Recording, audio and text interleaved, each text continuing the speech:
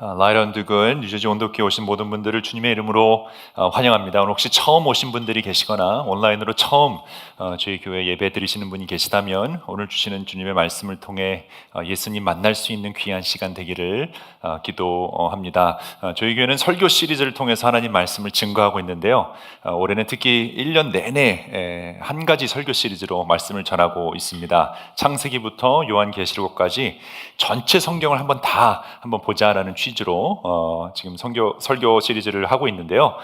가장 중요한 이 성경은 없지만 다 중요하지만 그 중에서도 처음에 모세오경을 우리가 제일 처음에 다 다루었고요. 그리고 이제 8월에는 이제 신약으로 이제 넘어가는데 전체 흐름을 다 이해하는 게 되게 중요합니다. 오늘은 이제 욥기까지 왔는데요. 잠깐 그 흐름을 보자면 모세오경 창세기부터 천지창조가 시작돼서 하나님이 아브라함을 부르시고 또 야곱 이스라엘이라고 부르게 되면서 그 이스라엘 민족을 통해 하나님께서 구원의 역사를 펼쳐가시죠. 쭉 그 역사가 진행되다가 출애굽기에서 출애굽하고 약속의 땅에 들어가서 사사기를 우리가 보았고요. 그리고 사무엘상하 이 이스라엘 왕족에 대한 이야기를 쭉 보게 됐습니다. 계속 반복되는 것은 인간이 하나님께 순종하지 않고 또 하나님이 계속해서 권고를 하지만 하나님 뜻에 어긋나는 삶을 살다가 결국은 심판을 받고 벌을 받고 또 다시 회개함으로 하나님을 회복시키는 그 이야기가 반복이 됩니다. 그래서 에스더 또 느헤미야까지가 마지막 이제 이스라엘 역사 구약을 보면 이제 역사로 우리가 볼 수 있는 장면이고요. 그 다음에 나오는 욥기, 시편, 잠언, 전도서 같은 경우는 이제 지혜서, 문학서라고 불러서 어떤 역사서의 개념보다는 하나님을 드러내기 위한 하나님이 어떤 분이신지를 표현하기 위해서 문학적으로 표현된 그런 내용들이 많이 들어가 있습니다. 오늘 욥기의 내용도 그런데요. 욥기를 자세히 들여다보면 욥이 진짜 실존했던 인물인가 아닌가에 대한 학자들의 견해들이 굉장히 많이 있고요. 근데 한 가지 확실한 것은 분명한 의도를 가지고 지금 욥기를 표현하고 있구나. 그것은 이 고통에 관한 문제, 악에 관한 문제입니다. 왜냐하면 이스라엘 백성이 쭉 역대까지 지내오면서 계속해서 죄를 지음으로 이 고통이 허락됐는데 이 문제에 대해서 질문하고 있는 이스라엘 민족들 또 우리들에게 하나님 주시는 답이라고 할 수 있는데요. 신앙생활을 하다 보면 여러 가지 의문점들이 생길 수 있기 때문입니다. 성경은 그런 질문 또 의심을 다 덮어두라고 하지 않고요. 우리로 하여금 실질적으로 물어볼 수 있고 또 하나님 앞에서 의심할 수 있고 질문할 수 있도록 허락해 주십니다. 지난주에 시편을 봐도 우리의 목소리가 우리의 감정이 하나님께 마음대로 올라갈 수 있다는 것을 보여줬죠. 그러니까 우리가 하나님 앞에서 마음껏 우리의 고통을 또 어려움을 하소연할 수 있다. 우리는 하나님과 그런 관계다라는 것을 보았습니다. 그래서 의심과 질문은 신앙생활에서 계속 일어날 수 있다라는 것을 여러분 꼭 기억할 수 있으면 좋겠습니다. 특히 오늘 아직 예수님을 모르는 분이 혹 계신다면 이 자리에 또 온라인으로 나는 하나님이 다 믿겨지지는 않는다라는 분이 계시다면 괜찮습니다. 그 의심을 가지고 질문을 가지고 걸어가는 여정이 신앙의 여정이고요. 그런 순간순간마다 또 하나님이 여러분의 마음을 움직여 주실 것이라고 저는 믿습니다. 오히려 질문이 없는 삶, 의심이 없는 신앙 여정은 해로운 삶이 될 수 있습니다. 여러 가지 믿음에 대한 질문들이 있을 수 있는데 아마 그 중에 제일 도전이 되는 의문점이 있다면 이 고통의 문제, 악의 문제일 텐데요. 아주 오래된 질문이기도 합니다. 만약에 하나님이 전지전능하시고 선하신 분이라면 어떻게 고통을 허락할 수 있냐라는 거죠. 나처럼 열심히 신앙생활하고 있고 어렸을 때부터 교회를 다녔고 아니면 지금 선하게 살려고 노력하고 있는데 하나님이 선하시고 전지전능하신 분이라면 어떻게 나한테 고통을 허락할 수 있을까라는 질문이죠.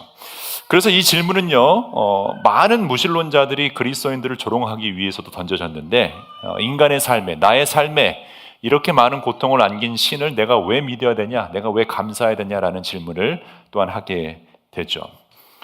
이 질문에 대한 답을 정면으로 주고 있는 책이 바로 욥기입니다.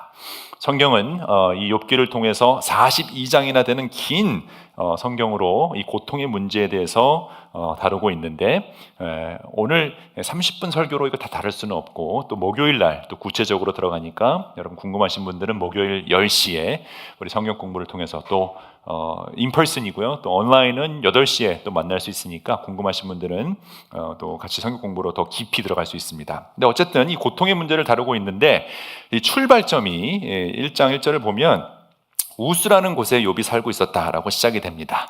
옛날에 욥이 살았다 이제 이렇게 얘기하는데요. 그는 흠이 없고 정직하고 하나님을 경외하며 악을 멀리하는 사람으로 소개합니다. 그리고 그는 동방에서 으뜸 가는 부자라고 기록되어 있는데 이제 여기서부터 우리의 관심이 쏠리기 시작됩니다. 으뜸 가는 부자.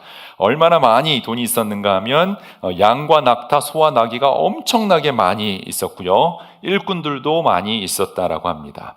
아들이 7이고 딸이 3명이에요. 하나님의 수인 7과 3, 또 더하면 10 완전수를 의미하는 자녀가 있었죠. 그러니까 모든 면에서 흔히 많은 사람들이 추구하는 그 삼박자 복, 돈 많았고요, 자녀 복이 있었고요, 그리고 건강했습니다. 욥의 기자가 그리고 있는 욥의 삶은 우리가 원하는 가장 완벽한 그런 삶이라고 할 수 있겠죠. 하나님을 경외했습니다. 신앙이 있었어요. 가족을 사랑했습니다. 자녀들이 부모께 순종했습니다. 모든 사업이 잘 되는 복을 누렸죠. 하나님 앞에 신실하고 진실되게 살았고 욥은 아주 건강했습니다. 그래서 하나님이 욥을 자랑스럽게 여겼다라고 표현되고 있어요. 어느 정도로 자랑스럽게 여겼냐면 사탄에게 자랑할 정도로 하나님은 욥에 대해서 칭찬을 아끼지 않았다. 자, 여기서 우리가 이제 자세히 들여다보면 감히 사탄이 하나님과 대화할 수 있는 존재는 아니죠. 그러니까 이제 욥기는 아까 말씀드렸지만 역사서가 아니라 지혜 문학서입니다. 그러니까 이걸 통해서 하나님이 어떤 분이신지에 대해서 설명하기 위한 그런 도구라고 우리가 이해해야 되는데, 사탄, 그 당시 사탄이란 단어는 대적하는 자예요. 그러니까 하나님의 의, 하나님의 방식, 하나님 나라를 대적하는 자가 하나님 앞에 나타났는데 하나님이 그 사탄에게 자랑했다. 누구를? 욥을 자랑했다라고 되어 있습니다. 그러자 사탄이 하나님께 엉뚱한 제안을 하게 되죠. 욥이 하나님을 그렇게까지 경외하고 신실하게 따르는 이유는 그냥 그랬겠습니까? 돈도 주고 건강도 주고 가족도 주니까, 복을 받았으니까 그런 거 아니겠습니까? 라고 주장을 하죠. 그러니까 다른 말로 하면 그런 모든 복을 다 가져간다면, 고통을 허락하면 분명히 욥은 하나님을 저주할 것입니다 라고 주장하죠. 무화과 나뭇잎이 마르고 포도 열매가 없어지며 감람나무 열매 그치고 논밭에 식물이 없어지고 우리 양떼가 없고 외양간 송아지가 없어진다면 욥은 하나님을 저주할 것이다 라고 주장하죠. 그러면 분명히 욥은 나의 삶에 그렇게 많은 고통을 안긴 신을 내가 왜 믿어야지 하며 저주할 것이라고 확신합니다. 한마디로 욥이 이렇게까지 신실하게 신앙생활하는 이유는 하나님이 보호해 주셔서 그렇다라는 것이죠. 그런데 하나님이 정말 이해할 수 없는 반응을 사탄에게 보이시는데, 그것은 오케이, 그러면 go ahead, make my day 이렇게 얘기합니다. 마음대로 한번 해봐라. 생명만을 건들지 말고 다 건드려도 좋다라고 얘기합니다. 여러분, 이런 하나님의 반응은 우리가 알고 있었던 하나님과는 조금 다른 모습이라고 생각되죠. 하나님 상대도 안 되는 사탄의 제안에 왜 반응하셨을까? 굳이 하나님이 그렇게 하시지 않아도 하나님 명성에 전혀 문제가 없는데 왜 사탄의 제안에 하나님이 응하셨을까? 자, 여기서부터 우리가 신학적으로 곰곰이 잘 생각해야 됩니다. 분명한 의도를 가지고 욥기를 통해 우리에게 주시고자 하는 내용이, 그 레슨이 분명히 있다라는 것이죠. 우리가 다 이해할 수는 없습니다. 그런데 한 가지 짚고 넘어가자면, 우리가 다 하나님을 이해할 수 있다면 하나님이 아니겠죠. 하나님은 우리의 이해의 대상이 아니죠. 하나님은 우리 믿음의 대상이고 사랑의 대상입니다. 우리가 다 이해할 수 있다고 해도 감히 하나님을 이해할 수도 없고요. 우리가 하나님을 사랑하게 된 것도 하나님 먼저 사랑해 주셔서 사랑할 수 있기 때문입니다. 확실한 것은 하나님은 욥을 자랑스럽게 여기셨다. 그리고 욥을 사랑했다라는 부분인데요.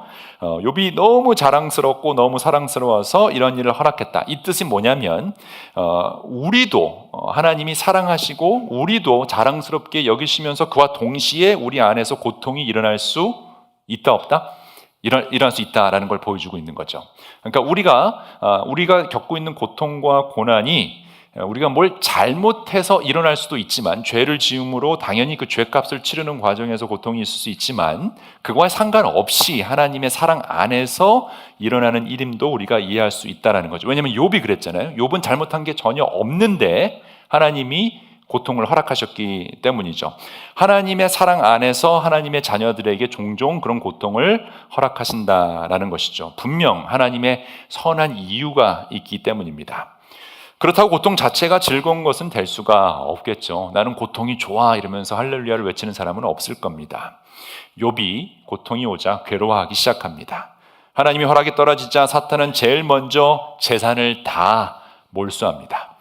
동방에서 제일 부자였던 욥은 하루아침에 거지가 되는데요. 돈만 없어지면 그래도 좀 견딜만 할 텐데 돈뿐만 아니라 모든 자녀가 죽게 되죠. 이 사람도 아직 말을 마치지 않았는데 다른 사람이 달려와서 욥에게 말합니다. 주인 어른의 아드님과 따님들이 큰 아드님 댁에서 한창 음식을 먹으며 포도주를 마시는데 갑자기 광야에서 강풍이 불어와서 그 집 내 모퉁이를 내리쳤고 집이 무너졌습니다. 그때 젊은 사람들이 그 속에 깔려서 모두 죽었습니다. 저 혼자만 겨우 살아남아서 주인 어른께 이 소식을 전해드립니다. 그리고 그 다음 장을 보면 욥의 건강까지도 사탄이 뺏어가고요. 온몸에 악성 종기가 나서 옹기조각으로 몸을 긁어야 할 정도로 괴로운 일이 벌어집니다.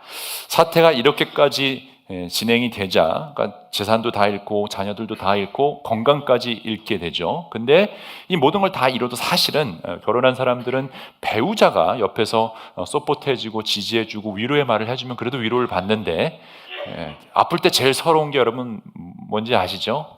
아플 때 배우자가 위로해주지 않고 오히려 왜 아프냐며 화를 내면 기분이 나쁘겠죠. 거의 모든 걸 잃은 듯한 느낌을 가지게 될 겁니다. 지금 욥이 그 일을 당하게 되는데요. 모든 심각한 고통을 다 당했는데 그 상황에서 욥의 아내가 이렇게 얘기합니다. 이래도 당신이 여전히 신실함을 지킬 겁니까? 차라리 하나님을 저주하고 죽는 게 낫겠다라고 하면서 떠나버립니다. 그러니까 나에게 이런 고통을 안겨준 신을 왜 믿고 섬기느냐라고 말하는 것이죠. 이게 지금 남의 이야기니까 여러분 별로 표정이 지금 그렇지만 이게 여러분에게 일어났다고 생각해보면 이건 상상할 수 없는 고통이죠. 자녀를 잃고 재산이 날아가고 저주의 상징이었던 피부병 악성 종기가 나고 마지막 가족이었던 아내로부터 배우자로부터 버림을 받는 그 순간 인간이 경험할 수 있는 모든 고통을 다 경험했다.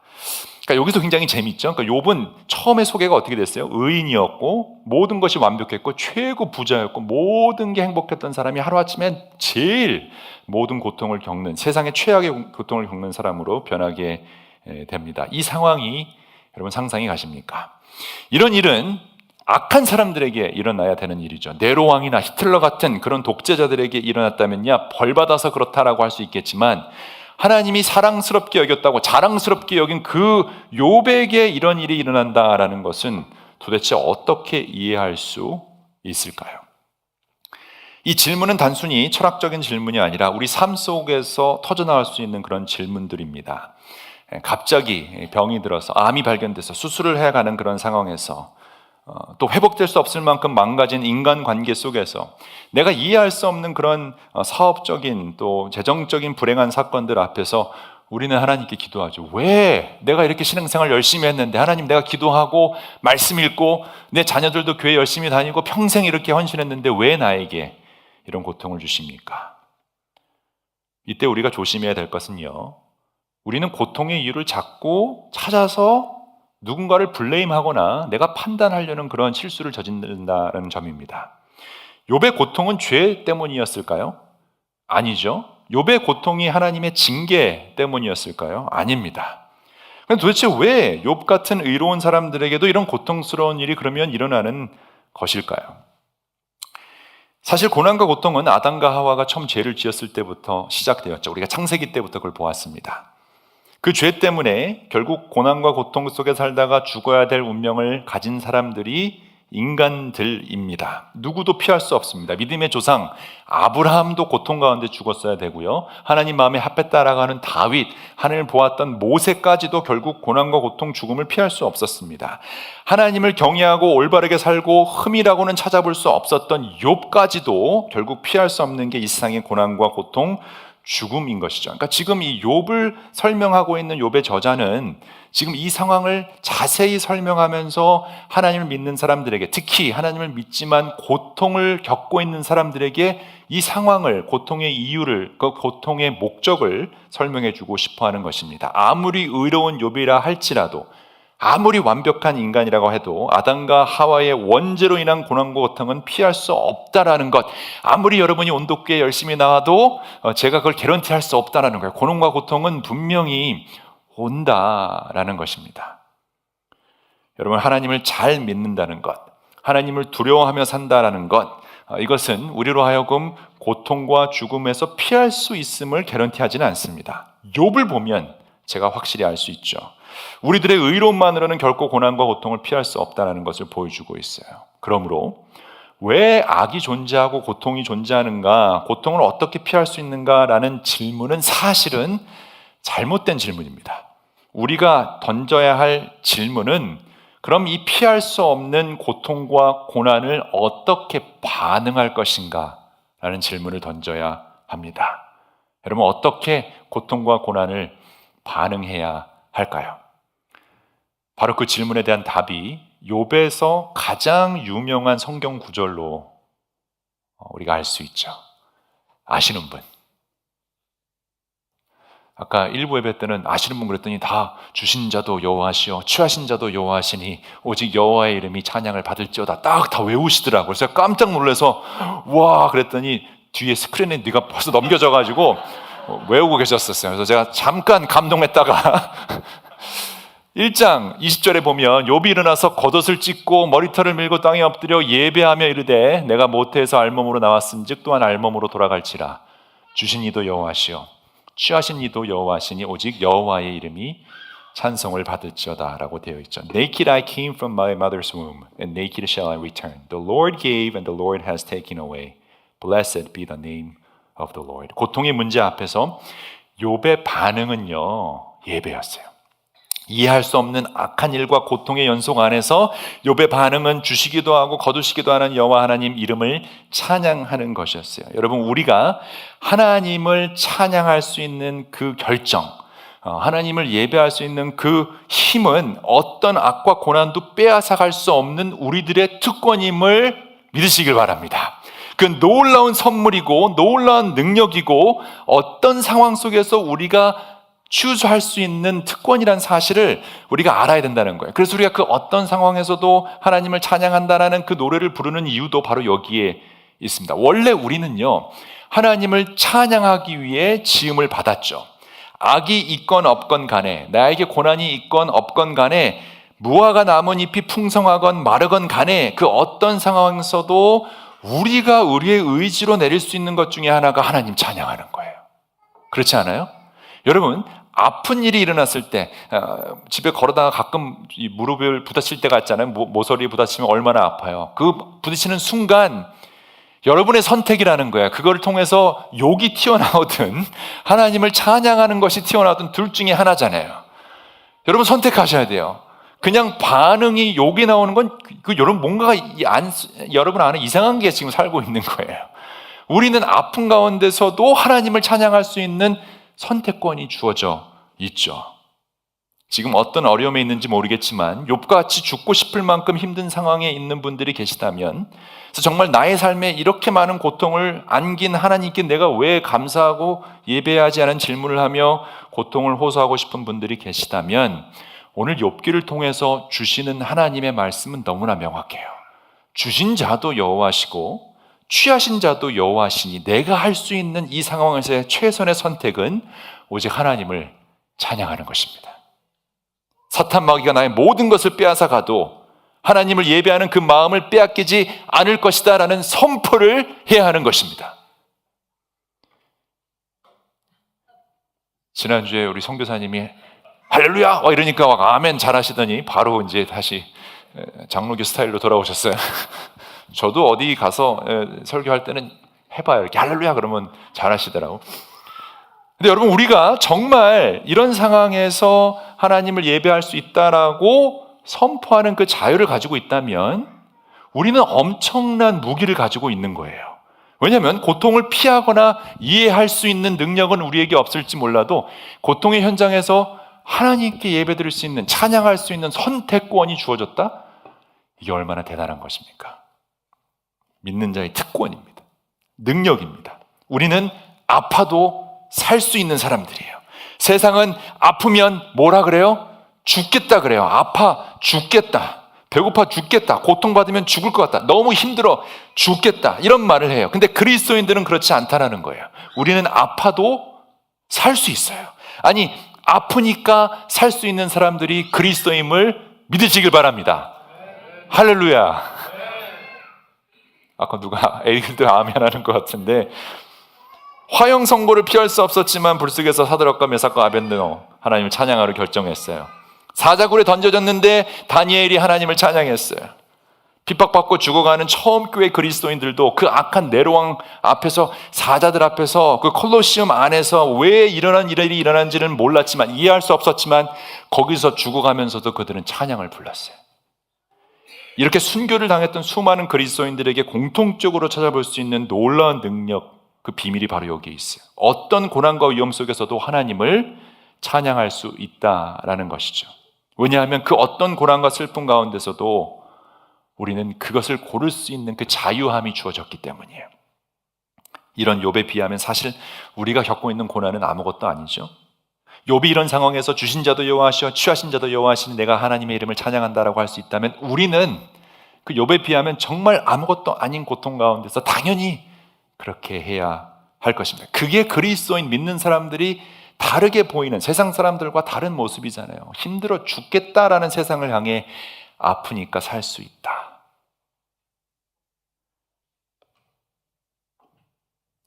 그 어떤 고난이 찾아와도, 그 어떤 고통이 찾아와도, 사망의 음침한 골짜기를 다닐지라도 우리가 예배할 수 있다면 우리는 이 땅에서 참된 승리자가 될 것입니다. 그리고 그렇게 될 수 있는 이유는 이 모든 고난과 고통을 같이 겪으신 한 분이 계세요. 어쩌면 이게 욥기에 설명되고 있는 그 욥의 모습은 우리가 알고 있는 그분의 모습과 너무나 닮았어요. 의인이다, 흠이 없다, 너무 하나님이 사랑하시고 자랑스러울 만한 이 욥, 한순간에 모든 것을 잃고, 왜 그러는지 모르겠지만 고통의 모든 과정을 겪은 그 욥, 그리고 결국 하나님이 회복시켜 주셔서 하나님이 다시 품어주신 그 욥, 이 모습은 결국 우리는 예수 그리스도를 통해서 볼 수 있어야 할 것입니다. 결국 욥이 겪은 모든 고난과 고통은 예수님이 그대로 겪으셨죠. 욥에게만 고난을 허락하신 것이 아니라 하나님이 결국 그것을 다 짊어지시고 이 땅에 오십니다. 사실 성경 전체는요, 악이 인간들의 삶을 위협하고 좌절시키는 사건들로 가득 차죠. 사망의 음침한 골짜기를 우리는 계속 경험해야 합니다. 이런 경험들이 어디서 오는지, 악의 근원이 무엇인지를 묻는다면 성경은 명쾌한 답을 주지는 않아요. 그런데 성경 전체의 이야기는 무엇인가 하면, 그 사망의 음침한 골짜기를 하나님께서 같이 걸어가시고 결국 그 모든 인간이 겪어야 하는 고통과 고난을 짊어지시고 십자가에서 다 고통당하고 죽으신 예수 그리스도를 통해 우리에게 나타나신 사건입니다. 여러분, 하나님은요, 욥에게 고난과 고통을 혼자 당하도록 내버려 두신 것이 아니라 결국 독생자 예수를 통해 그 고난을 같이 동참하시고 우리를 위하여 그 악의 마지막 무기인 죽음을 겪으시고 예수님이 아프심으로, 그래서 우리가 살 수 있게 된 거예요. 그래서 우리 고백이 아프니까 살 수 있다가 될 수 있는 것입니다. 예수님이 다시 오시면 이 세상 모든 고통과 슬픔과 눈물은 사라질 것입니다. 그날이 오면 우리는 우리를 사랑하사 고통을 같이 겪으시고 같이 우셨고 죽으시고 부활하신 그분 품 안에서 내가 과거에 아팠던 그 이유가 결국 이렇게 살기 위함이다 라고 고백하게 될 것입니다. 그래서 우리는 오늘 고난 가운데 찬양할 수 있어요. 주신 자도 여호와시오 취하신 자도 여호와시니 오직 여호와의 이름이 찬송을 받을지어다. 아직 이 예수님을 경험하지 못한 분이 혹 계시다면 여러분, 예수님을 만나시길 바랍니다. 고난과 고통을 피할 수 있는 방법 저에게는 없습니다. 내게 은과 금은 없지만 내게 있는 것을 너에게 주노니 오직 예수 그리스도의 이름으로 고통 가운데 찬양할 수 있는 법을 경험해 보시기 바랍니다. 그래서 아프니까 죽을 것 같다가 아니라 아프니까 살 수 있다라는 놀라운 그 능력을 여러분 가지시길 바랍니다. 오직 예수 안에서 그 일이 일어날 수 있습니다. 그래서 힘들어 우시더라도 하나님 앞에 울 수 있고 하나님의 그 눈물을 다 닦아주시고 하나님이 여러분 마음을 어루만져 주시는 경험이 매일매일 삶에서 일어나시기를 기도드립니다. 그럴 때 기적이 일어나고요. 그럴 때 내 영혼이 치유되는 역사가, 그럴 때 내 안에 샬롬이, 그 평강이 넘쳐나는 경험을 하시게 될 것입니다. 여기까지가 사실은 욥기에서 많이 설교하고 주장하는 내용인데, 더 놀라운 것은 욥기의 핵심은 여기서 끝나지 않았다는 거예요. 사실 더 놀라운 익사이팅한 진리는요, 하나님은 이 고통과 문제에 대해 끝까지 욥에게 설명해 주시지 않는다라는 데 있어요. 이게 42장인데 이번 주에 여러분 다 읽으실 거잖아요. 욥기 쫙 다 읽으실 텐데, 그 중간에 세 친구가 와서 계속 욥과 실랑이를 벌입니다. 너 이게 왜 이렇게 됐냐면 네가 분명히 뭘 잘못해서 그런 걸 거야 라고 계속 지적해요. 그러니까 욥이 나는 잘못한 거 없어. 나는 뭘 잘못했는지 모르겠어. 이 교만한 자식아, 자식이라 그러면 안 되죠. 교만한 놈아, 네가 분명히 잘못했기 때문에 이 심판이 임한 거야 라고 얘기하는데, 바로 그 내용을 통해서 욥기의 저자가 이러면 안 된다라는 걸 보여주는 거예요. 놀라운 점은요, 하나님은 그 이유를 설명하지 않습니다. 근데 우리는 이유를 알고 싶어요. 이게 참 신기해요. 왜 이런 일이 일어났는지에 대한 설명을 듣고 싶어해요. 근데 하나님은 설명 대신에 다른 것을 주시는데, 그게 무엇인지 아십니까? 바로 하나님은 하나님 자신을 주십니다. 고통에 대한 이유를 설명하지 않고 하나님 자신을 주십니다. 욥기 38장부터 하나님이 이렇게 얘기하시는데요, 이 내용을 보면 욥이 질문했던, 그 세 친구들이 말했던 것들이 아니라 하나님이 욥에게 이렇게 얘기합니다. 그때 주님께서 욥에게 폭풍이 몰아치는 가운데 대답하셨다. 네가 누구이길래 무지하고 헛된 말로 내 지혜를 의심하느냐. 이제 허리를 동이고 대장부답게 일어서서 묻는 말에 대답해 보아라. 내가 땅에 기초를 놓을 때 네가 거기에 있기라도 하였느냐. 네가 그처럼 많이 알면 내 물음에 대답해 보아라. 이 질문은 욥을 무너뜨리기 위한 질문이 아니라 욥의 시선을 바꾸는 질문입니다. 여러분 그렇지 않아요? 왜 이런 고통이 일어났습니까? 이거는 이래서 일어났다라는 것을 설명하지 않고, 네가 천지 창조할 때 거기 있어 봤냐? 네가 이걸 다 이해할 수 있냐라고 하나님이 어필을 하는 거죠. 고통의 이유를 다 설명해 준다 한들 그것을 네가 다 이해할 수 있겠냐라는 질문과 같습니다. 여러분, 하나님의 전지전능함은, 그 전능성은 우리가 원하는 것을 다 대답해 주는 데 있지 않아요. 우리가 원하는 것을 다 주는 그런 능력이 아니에요. 하나님의 전지전능성은 하나님 자신을 우리에게 주시는 거예요. 가만히 보면요, 오직 인간들만 고통의 이유를 자꾸 물어봅니다. 이 땅에 있는 모든 창조물들 가운데 어떤 고통이 일어났을 때 왜 이런 고통을 나에게 주십니까? 라고 질문하는 생명체는 인간밖에 없어요. 여러분, 강아지가 왁 뛰어가다가 벽에 부딪혔을 때 왜 이런 고통을 나에게, 그렇지 않잖아요. 고양이가, 짐승들이 그렇게 하지 않잖아요. 유일하게 인간만 왜 내가 이런 고통을 당해야 합니까? 라고 질문을 하죠. 하나님은 고통을 통해 하나님이 누구신지를 보여주기를 원하시지, 왜 그런 일이 있는지를 설명하는 데는 관심이 없어 보입니다. 왜 그럴까요? 그게 중요하지 않기 때문이에요. 그래서 욥이 상황이 완전히 바뀌고 삶이 변화된 것은 그 왜를 찾아서가 아니라 하나님을 새롭게 만나면서 변화가 됩니다. 그래서 마지막 장에 가면 욥이 이렇게 고백을 합니다. 욥이 주님께 대답하였다. 주님께서는 못하시는 일이 없으시다는 것을 이제 저는 알았습니다. 주님의 계획은 어김없이 이루어진다는 것도 저는 깨달았습니다. 잘 알지도 못하면서 감히 주님의 뜻을 흐려놓으려고 한 자가 바로 저입니다. 깨닫지 못하면서 함부로 말을 하였습니다. 제가 알기에는 너무나 신기한 일들이었습니다. 이게 핵심입니다. 욥이 고통이 해결됐기 때문에 변화된 것이 아니라 고통 속에서 하나님을 새롭게 만났기 때문에 변화됩니다. 여러분, 고통은 이렇게 우리를 새로운 피조물로 변화시켜줘요. 하나님을 새롭게 만들 수 있도록 도와줘요.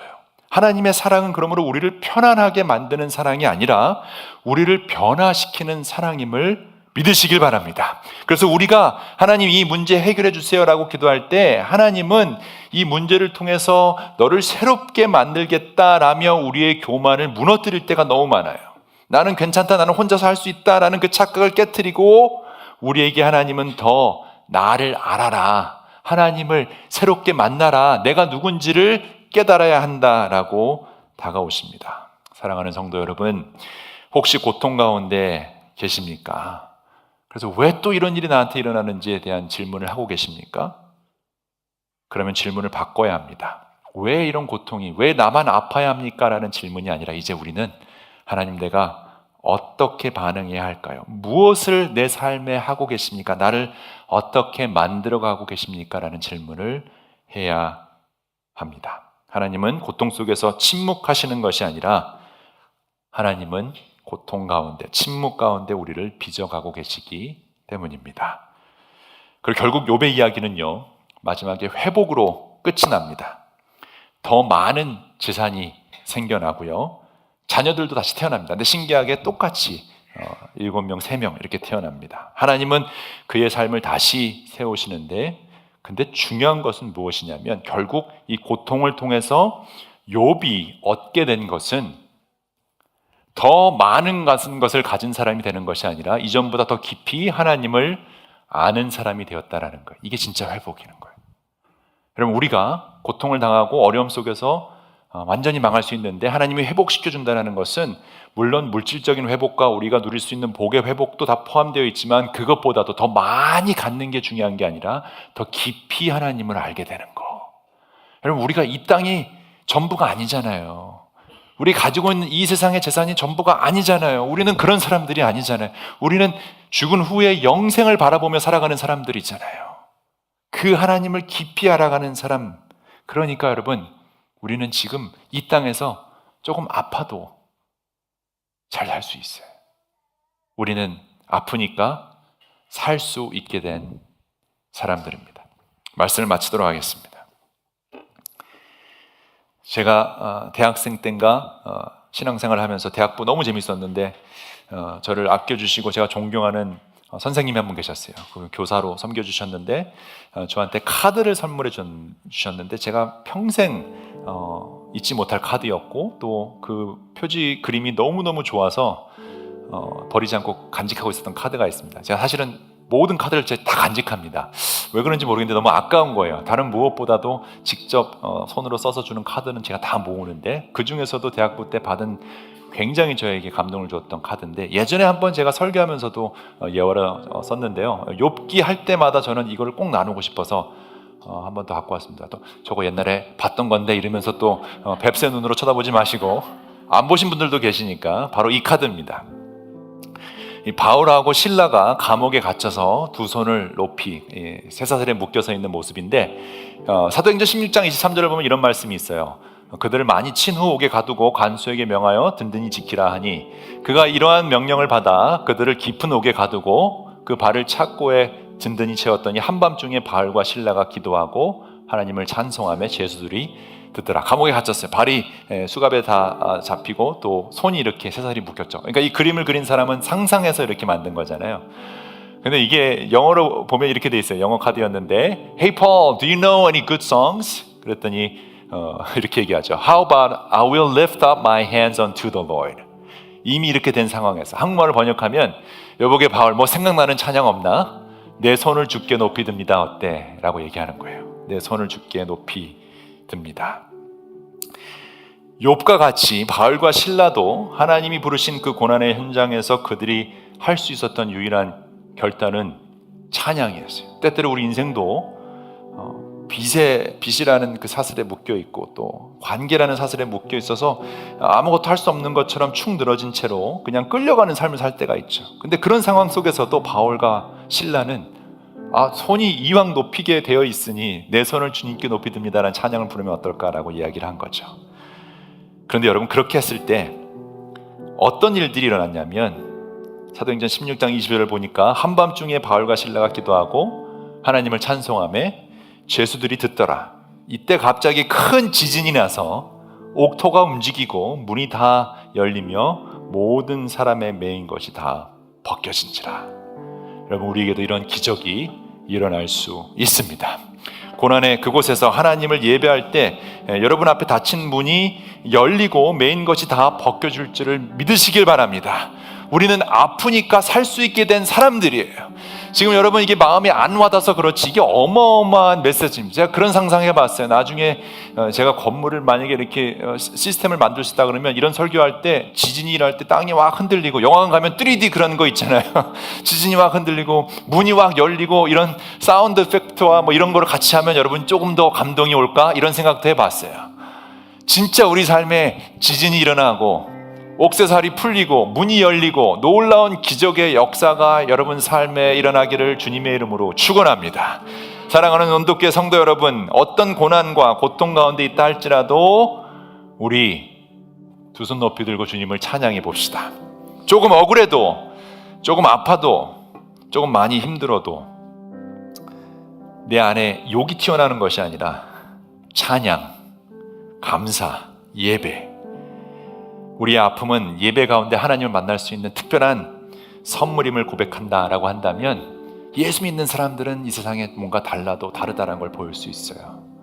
그러니까 예수 안에서 우리는 아프니까 살 수 있게 된 사람임을 선포하시기 바랍니다. 아멘. 우리 같이 한번 하나님 부르신 곳에서 어떤 상황에서도 내 손을 주님께 높이 듭니다라는 찬양으로 나아가기 원합니다. 이 시간 이 찬양으로 기도하기 원합니다. 주님, 내 손이 다 꽁꽁 묶여 있는 것처럼 이런 상황, 고통의 상황에 있습니다. 그러나 이 상황에서 내가 할 수 있는 것은 주님을 찬양하고 주님을 높여 드립니다. 아무리 힘들고 어려운 고난이 닥쳐와도 주님께 찬양할 때 이 묶인 것이, 메인 것이 풀리는 역사 허락하여 주옵소서. 우리 같이 한번 이렇게 기도하는 마음으로 또 이 찬양을 부르며 주님께 나아가도록 하겠습니다. 우리 같이 한번 이 찬양 부르겠습니다.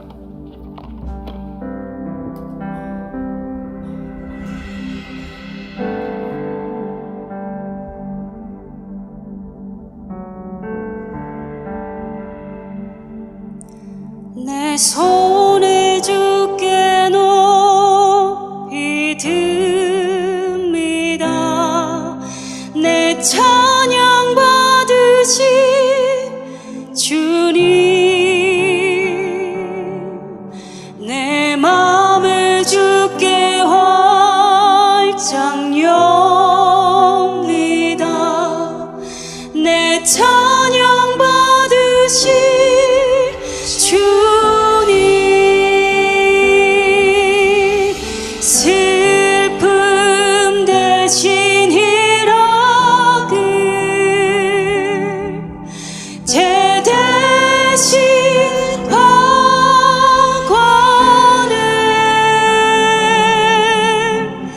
근심 대신 찬송을, 찬송의 옷을 주셨네.